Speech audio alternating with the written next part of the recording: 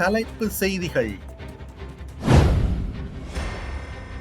யாழ் சிறைச்சாலை வளாகத்தின் மேல் ட்ரோன் பறக்கவிட்ட குற்றச்சாட்டில் இளைஞன் ஒருவர் கைது.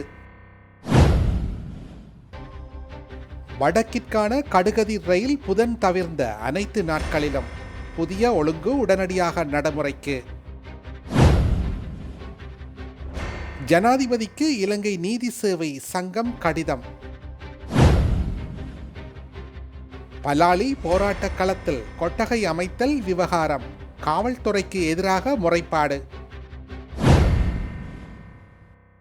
அமெரிக்காவில் பரவும் சைக்ளோஸ்போரியாசிஸ் ஒட்டுண்ணி தொற்று, 31 மாநிலங்கள் பாதிப்பு. விரிவான செய்திகள்.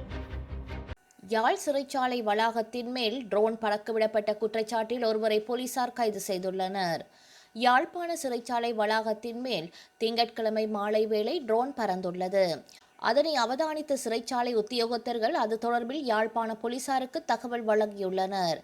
அந்த தகவலின் பிரகாரம் சம்பவ இடத்திற்கு விரைந்து சென்ற போலீசார் ட்ரோனை பறக்கவிட்ட இளைஞனை கைது செய்ததுடன் ட்ரோனையும் போலீசார் கைப்பற்றியுள்ளனர். கைது செய்யப்பட்ட இளைஞனை போலீஸ் நிலையத்தில் தடுத்து வைத்து விசாரணைகளை முன்னெடுத்த வேளை வீதி அபிவிருத்தி அதிகார சபையினால் அமைக்கப்படும் பாலங்கள் தொடர்பில் காணொளிகளை பதிவு செய்வதற்காக வீதி அபிவிருத்தி அதிகார சபையால் பணிக்கு அமர்த்தப்பட்டுள்ளதாகவும் சிறைச்சாலைக்கு அருகில் வீதியில் அமைக்கப்படும் பாலத்தை காணொளி எடுத்ததாகவும் அவர் தெரிவித்துள்ளார். இது தொடர்பில் மேலதிக விசாரணைகளை முன்னெடுத்துள்ள போலீசார் ட்ரோன் ஊடாக எடுத்த காணொளிகளை பரிசோதிக்கும் நடவடிக்கையில் ஈடுபட்டுள்ளனர். கல்கிசையிலிருந்து காங்கேசன்துறை வரையான தினசரி நகராந்த கடுகதி ரயில் சேவையை வாரத்தில் 4 நாட்களுக்கு குறைப்பதற்கு தீர்மானித்த ரயில்வே நிர்வாகம் அது தொடர்பில் எழுப்பப்பட்ட அதிருப்தி குரல்களை அடுத்து அந்த சேவையை வாரத்தில் 6 நாட்களுக்கு நடத்துவதற்கு தீர்மானித்துள்ளது. இப்போதைய நிலையில் புதன்கிழமை மட்டுமே வடக்குக்கான நகராந்த கடுகதி ரயில் சேவை நடைபெற மாட்டாது. பழுதடைந்திருக்கும் ரயில் இயந்திரம் ஒன்றை விரைந்து திருத்துவதன் மூலம் எதிர்வரும் 20ஆம் தேதிக்கு பின்னர் புதன்கிழமைகளிலும் வழமை போல இந்த சேவையை நடத்துவதற்கு தீவிர முயற்சியை எடுத்திருப்பதாக ரயில்வே வட்டாரங்கள் தெரிவித்துள்ளன. ரயில்வே நிர்வாகத்தின் முன்னைய அறிவிப்பில் இந்த வாரம் முதல் செவ்வாய், புதன், வியாழன் ஆகிய 3 தினங்களுக்கு இந்த நகராந்த சேவை நடைபெற மாட்டாது என தெரிவிக்கப்பட்டிருந்தது. ஆனால் அது தொடர்பில் பாராளுமன்றத்திலும் வெளியிலும் பலத்த எதிர்ப்பு தெரிவிக்கப்பட்டமையை அடுத்து அந்த விடயத்தில் தீவிர கவனம் செலுத்திய போக்குவரத்து அமைச்சர் பிமல் ரத்நாயக்க இந்த சேவையை இயன்றளவு வழமை போல் நடத்த நடவடிக்கை எடுக்குமாறு அதிகாரிகளுக்கு உத்தரவிட்டுள்ளார். இதனை அடுத்து உடனடியாக நடைமுறைக்கு வரும் விதத்தில் இந்த சேவையை புதன்கிழமை தவிர்த்து 6 நாட்களுக்கு நடத்துவதற்கு இப்போது தீர்மானிக்கப்பட்டு அதற்கான உத்தரவுகள் அதிகாரிகளுக்கு வழங்கப்பட்டுள்ளன. அடுத்த மாதத்தில் நல்லூர் உற்சவ காலம் வருவதையொட்டி புதன்கிழமை சேவையும் வரும் 20ஆம் திகதி முதல் மீள ஆரம்பிப்பதற்கு முழு அளவில் முயற்சி எடுத்திருப்பதாகவும் தெரிவிக்கப்படுகின்றது. காலையில் கல்கிசையிலிருந்து புறப்பட்டு கொழும்பு கோட்டை வழியாக யாழ்ப்பாணம் மற்றும் காங்கேசன்துறைக்கு செல்லும் இந்த நகராந்த கடுகதி சேவை மதியம் காங்கேசன்துறையிலிருந்து புறப்பட்டு முன்னிரவில் கல்கிசை திரும்பி சென்றடையும். இதுவரை காலமும் தினசரி நடைபெற்ற இந்த சேவை இப்போதைய புதிய ஒழுங்கின்படி புதன்கிழமை மட்டும் நடைபெறாது. புதன்கிழமை சேவையையும் விரைவில் மீள நடைமுறைக்கு கொண்டு வரப்படும் என எதிர்பார்க்கப்படுகின்றது. உயர் நீதிமன்றம் மற்றும் மேன்முறையீட்டு நீதிமன்ற நீதிபதிகள் மற்றும் நீதியரசர்களின் ஓய்வு பெறும் வயதெல்லையை அதிகரிப்பதற்கு அரசாங்கம் மேற்கொண்டு வரும் முயற்சிகளுக்கு எதிர்ப்பினை வெளியிட்டு இலங்கை நீதி சேவை சங்கம் ஜனாதிபதி அனுரகுமார திசாநாயக்கவிற்கு கடிதம் ஒன்றை அனுப்பி வைத்துள்ளது. இலங்கையில் உள்ள அனைத்து மாவட்ட நீதிமன்ற நீதிபதிகள் மற்றும் நீதிவான்களை பிரதிநிதித்துவப்படுத்தும் ஒரே அமைப்பான இலங்கை நீதி சேவை சங்கம் இந்த வயதெல்லை நீடிப்பு திட்டத்திற்கு தனது ஏகமனதான எதிர்ப்பை ஜனாதிபதி அனுரகுமார திசாநாயக்க எழுத்து மூலம் உத்தியோகபூர்வமாக அறிவித்துள்ளது. பலாலி போராட்டக் கழகத்தில் கொட்டகை அமைப்பதற்கு அனுமதி தருமாறு காவல்துறைக்கு எதிராக இலங்கை மனித உரிமைகள் ஆணைக்குழுவில் முறைப்பாடு பதிவு செய்யப்பட்டுள்ளது. இராணுவ வசமுள்ள தமது காணிகளை விடுவிக்க கோரி பலாலி உதய கலைவாணி மக்கள் ஒன்றியத்தினர் தொடர் போராட்டத்தில் ஈடுபட்டு வருகின்றனர். இந்த போராட்டம் நடைபெறும் இடத்தில் அமர்ந்து போராட்டம் நடத்துவதற்காக அந்த பகுதியில் கொட்டகை அமைக்க பலாலி காவல்துறையினரிடம் அனுமதி கோரியிருந்தனர்.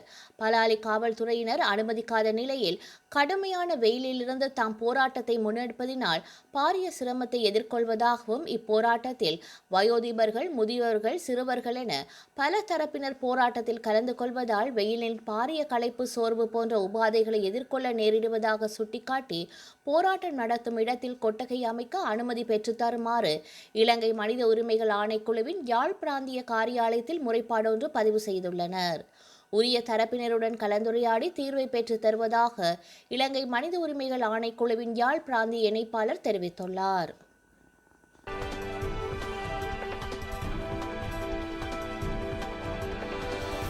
அமெரிக்காவில் சைக்ளோஸ்பொரியாசிஸ் என்ற கடுமையான குடல் சார்ந்த பாக்டீரியா ஒட்டுண்ணி தொற்று வேகமாக பரவி வருகின்றது.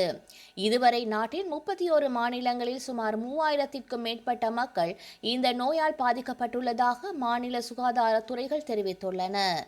இதில் 86க்கும் மேற்பட்டோர் கடுமையான பாதிப்புகளுடன் மருத்துவமனையில் அனுமதிக்கப்பட்டுள்ளனர். இந்த தொற்றால் மிக்சிகன் மாநிலம் மிக கடுமையான பாதிப்பை சந்தித்துள்ளது. அங்கு மட்டுமே 1562 வழக்குகள் பதிவாகியுள்ளன. வழக்கமாக அங்கு ஆண்டுக்கு 40 முதல் 50 வழக்குகள் மட்டுமே பதிவாகும் நிலையில் இந்த திடீர் உயர்வு சுகாதாரத்துறை அதிகாரிகளை அதிர்ச்சியடைய வைத்துள்ளது. இது தவிர ஒயாயோ, நியூயார்க், இல்லினாஸ், டெக்சாஸ் ஆகிய மாநிலங்களிலும் பாதிப்பு அதிகமாக உள்ளது. பெரும்பாலும் அசுத்தமான பழங்கள், காய்கறிகள் மற்றும் மூலிகைகள் போன்றவை மூலமே இது பரவுகின்றது.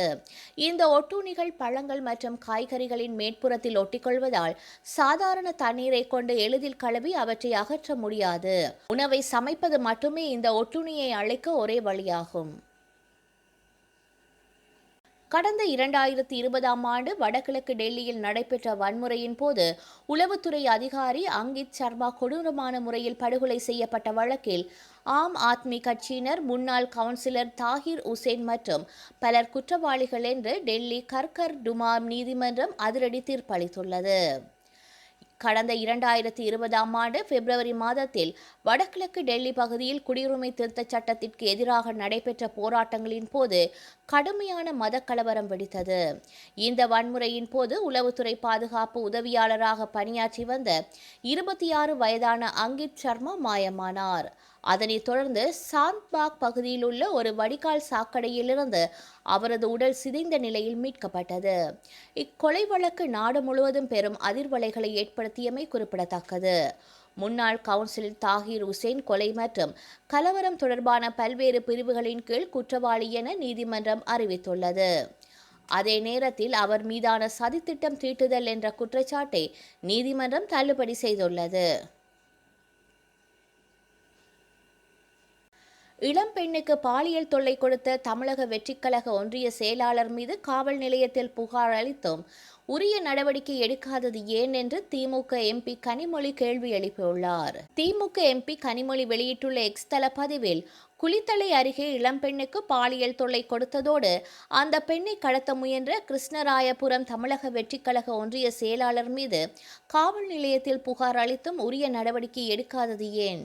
காவல்துறையை கையில் வைத்திருக்கும் முதலமைச்சர் விஜய் குற்றம் சாட்டப்பட்டிருக்கும் தன் கட்சிக்காரர் மீது உடனடியாக நடவடிக்கை எடுப்பதோடு முதலில் தன் கட்சியினருக்கு சுய ஒழுக்கம் குறித்து பாடம் எடுக்கட்டும் என அதில் குறிப்பிட்டுள்ளார். வரலாற்றில் இன்று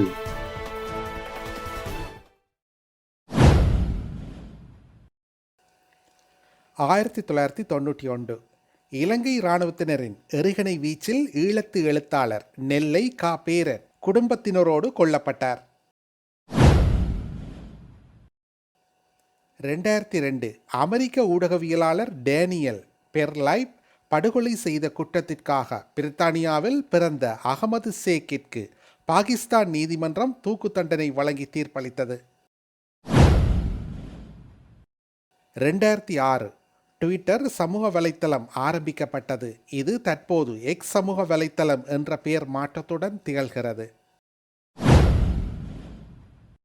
2014 மாஸ்கோவில் ரயில் ஒன்று தடம் புரண்டதில் 24 பேர் உயிரிழந்தனர், 160 பேர் காயமடைந்தனர். செய்திகளை உடனுக்குடன் தெரிந்து கொள்ள உடனே சப்ஸ்கிரைப் செய்து பெல் பட்டனை கிளிக் பண்ணவும்.